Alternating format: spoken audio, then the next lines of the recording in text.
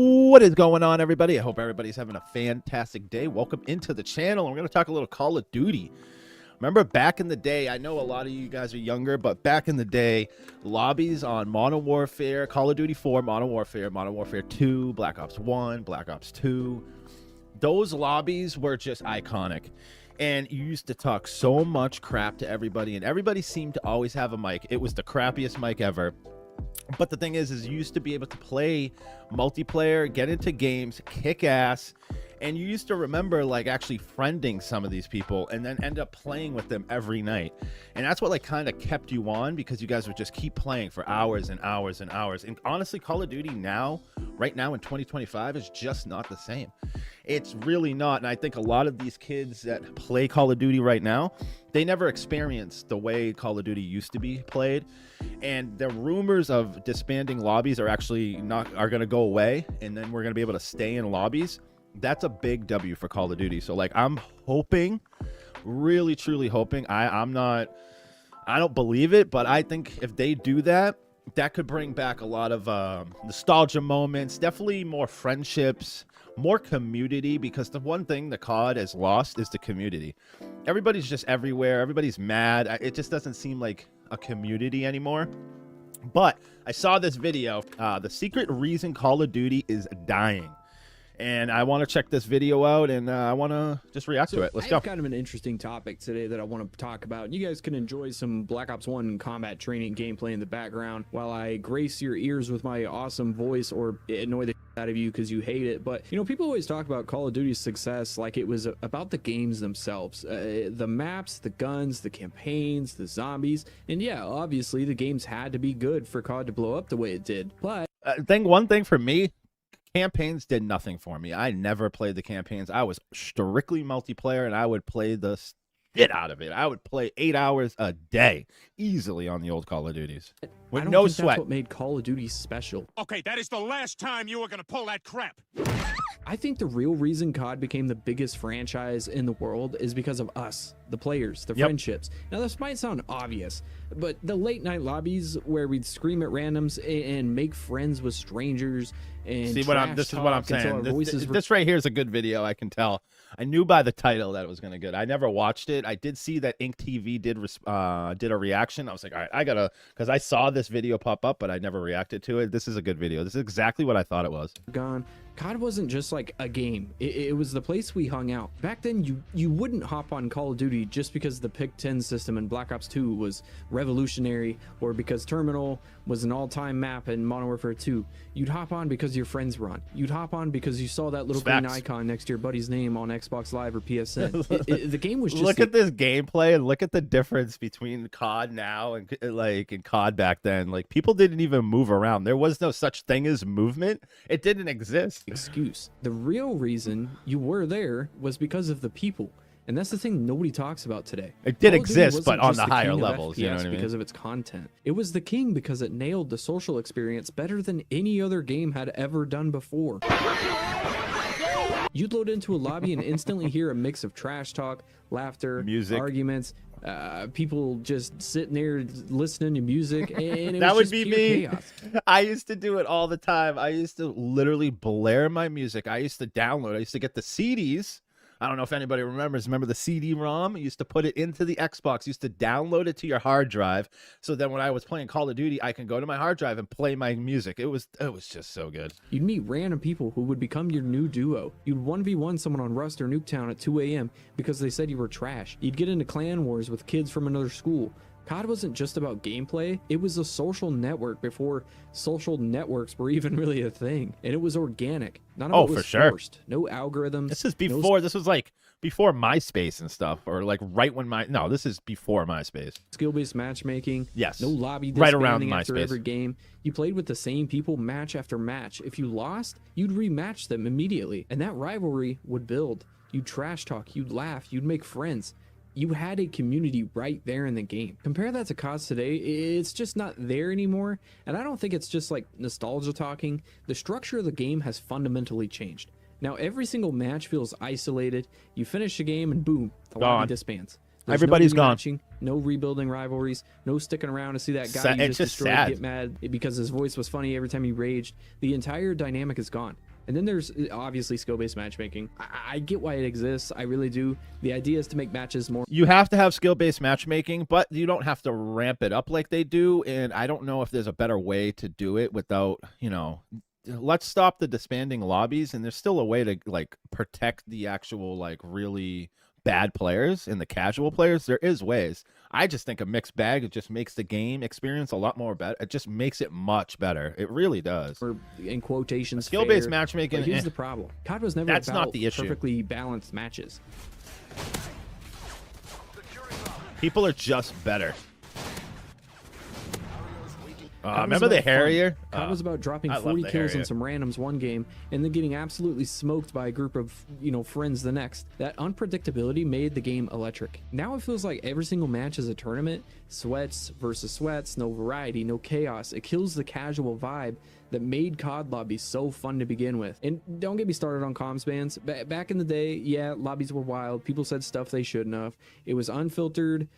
But that's what made it memorable. Now you get reported for saying the wrong thing one time and suddenly your mic's muted for a week. It feels sanitized, or more, man. Like they've scrubbed away the personality from the game. And what if I want to hear those people that are comms banned? Because I think that kind of stuff is hilarious. I think it's funny. It is so funny, dude. Stupid these people can be. I'm not saying COD should be toxic or hateful. That's not what I'm getting at. But the way we communicated, the jokes, the trash talk, the goofiness, it all built memories. Those moments stick with you. That's such Ask anyone so who's played true. Modern Warfare 2 or BO2 during their peak. They can still quote random lobby moments word for word. That stuff doesn't happen anymore. And then there's like the friends list. Back then, COD wasn't just a game. It was where your entire friend group played together. Everyone had their clans, their squads, their little inside jokes. You'd log in and immediately know who was online because you could see the whole party in the game itself. Now half the time your friends are on Discord or in different games. It's just not. Yeah, like with the Discord, now it's a lot different. A lot of people are just in private in Discord and they don't even have game chat turned on anymore because it's just no point. Because there's no trash talking. That whole the way we used to play back in the day, it just doesn't really exist now. Now there is lobbies that go crazy and people do talk, but it's hard to find. And people are just bitches now. You know what I mean? It really. Bunch of snowflakes, man. Let's just keep it a buck, man. And the Call of Duty, I don't know, like the actual player when it comes to competitive are pussies, dude. Let's just take this out. Let's take this perk out. Let's just take this out and just take out the whole, just take the soul out of the video game. And now you're just playing with one gun, one this, and this is because I want to be the best. That whole mentality, dude. Get it out of my face, dude. Like, I can care less about that stuff. That's why I don't really like the competitive side or watching or following the competitive side of Call of Duty because I think it's trash. The same shared experience. I think that's the part of COD's success that the environment, the energy, people talk about how COD isn't the same the anymore. vibe around competitive. And yeah, part of that is on the games, the skill-based matchmaking, especially in this the game. operator bundles, the broken launches. But a huge part of it, and the biggest reason why I think Call of Duty got so popular, is the social aspect of the game. And we've all changed. Gaming has changed. Back then, COD was our hangout spot. It was like being at the mall after school, except online. Yeah. It's where you talk. It's actually a good analogy. With other actually, people over the dumbest stuff. That chaotic, social, unpredictable COD magic is just gone. You can make the best maps in the world. You can make the most balanced guns. You can bring back classic things from OG CODs, but without that social energy, it won't be like them. And that's my hot take for today. COD's success wasn't just about content. It was about community. It was about connection. The games were good, no doubt. But I honestly believe the games themselves was not the biggest reason COD became what it did. It was because we were all there together. We were all there, and the thing was, it was pure. Now it's not. It doesn't feel pure. We have a lot more cheaters than we ever had before. You have to remember, players right now are so much better than they ever were. Now you can just look up a video. If you have a question on something, you can look up a video. And back in the day, you had to learn how to do it and figure it out on your own. Now you can just look up a video, boom, now you know what to do, and now you just got to master it. And you can master that quickly because we're just better at video games now because the games have been out for so long now. So many multiplayer games, so many Call of Duties, more player, but it's just different. It'll never be the same like it was, but you can bring back some of that stuff that they had back then. Like a lot of the features, just the way the gameplay, they could do it, but they just choose not to, and I don't know why. And I think hopefully down, they come back with an old school, that's why next gen freaking Call of Duty, which is like this, but next gen, and actually it plays exactly how it used to. It will still never be the same, but it would be close. Every time someone really talks about peak Call of Duty, they just don't bring up their favorite map or weapon. They tell you a story. They talk about a lobby they were in, a clan battle, a ridiculous search and destroy lobby, or that random night they stayed up until sunrise with their friends. That's what made COD special. That's what made it massive.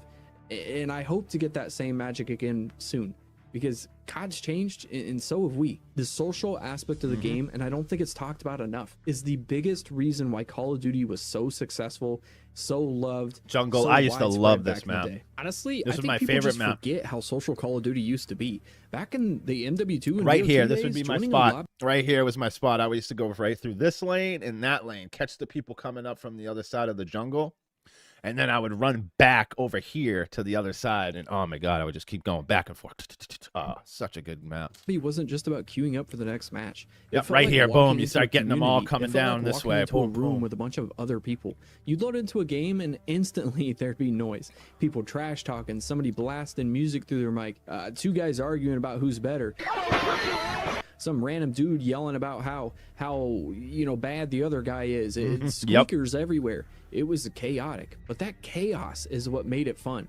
And the best part, you actually got to know people. You'd have these insane back and forth matches with the same group of people, and when the game ended, everybody stayed in the lobby and trash talked or told jokes. Nobody left because you wanted that rematch. That's where the rivalry started. That's where the friendships were built. Half the time, you would add somebody after a crazy comeback game, and the next thing you know, they were on your friends list for years and you continue to play with them. Even the Xbox Live reputation system, if you had PS3, you might not know about this, but it was wild. If too many people avoided I was you, the your 360 profile guy, literally man. said, 360 "Avoid kid." me," in big letters. And instead of caring, most people like wore it like a badge of honor. Like, yeah, everybody hates me. That's how you know I'm good, or that's how you know I'm annoying. It was part of the culture. And you got to remember, party chats existed even back then, but most of us didn't use it during COD. No. Why? Because the game chat there was fun.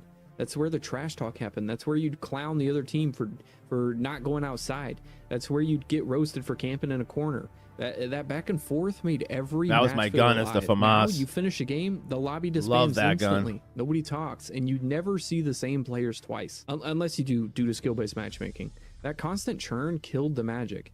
Back then, COD wasn't just a shooter. It was a hangout spot. It was Friday night staying up until 3 a.m. with your friends. I used to stay in up game chat. so making much. memories you didn't even realize were Playing the special game, at the time. man. And I really believe that is the most important reason what made these Call of Duties so popular. That's why people look back on those games with so much nostalgia. Yeah, the maps were great. The weapons were iconic. The campaigns were amazing. But that's not what made it popular. It wasn't just the game we loved. It was the experience of the social aspect. Yeah, this is just my TED Talk, but let me know what you guys think down good below. video. Do you think the social aspect of Call I of love Duty it. has Takes me- been kind of weaned off? Do you think it needs to come back? Do you think I don't know it's if the it's- biggest reason why Call of I Duty hope blew up? disbanding let me know down in lobbies. the comments below. We're going to end it right here. Go check him out. He's only got 2,000 subscribers. I'm going to subscribe to him. Give him a little notey bell. I like it, man. I like it. Give him a like. I will put his link in the description of this video. And yeah, no. Call of Duty back in the day is nothing like it. There was nothing like it. I mean, I freaking played hours with my friends. And a lot of friends were actually online friends. Some were IRL. But I probably played with more people that were online all the time. A lot more than I did my IRL friends. Because my IRL friends didn't play as long as I did. Like, for me, it was always had to find people online to play the level I was in. Because the people around me weren't as good. And I was addicted to Call of Duty. Like, I wanted to play Call of Duty. They didn't. They wanted to go outside. Like, you know what I mean? I don't know if anybody could relate with that one. But, yeah, that was a good video. It's actually well done. Very good points.